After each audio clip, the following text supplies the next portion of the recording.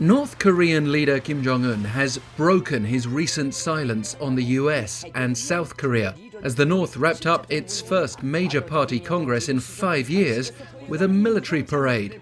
Kim has also drawn attention for insisting, and this is all according to state media, that North Korea will further strengthen state nuclear forces and thoroughly exercise nuclear-armed state status. So straight off the bat, we can confirm he's showing no sign of openness to denuclearization dialogue.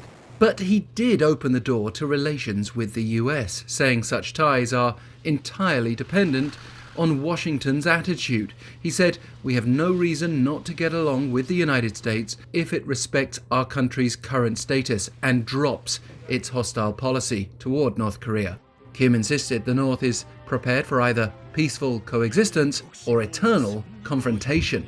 In fact, he warned that terrible retaliatory attacks will be carried out against any force that commits hostile military acts against North Korea, insisting his country's armed forces are fully ready to cope with any circumstances. Kim strongly emphasized the development of the North's naval capabilities, claiming that 5 years from now, its defense power will reach a level that enemies cannot cope with. Still, there is the possibility of dialogue with the US, which could happen pretty soon, given that American President Donald Trump is due in China this April, potentially allowing for a summit with Kim around the same time. But it doesn't look like we're getting inter-Korean talks anytime soon. Kim labelled as clumsy, deceitful the current South Korean government's attempts at reconciliation, adding that the North has no business dealing with the South, which he reaffirmed was the most hostile entity. North Korea's relationship with the South, or what's left of it, is likely to be overseen by the leader's sister, Kim Yo-jong, who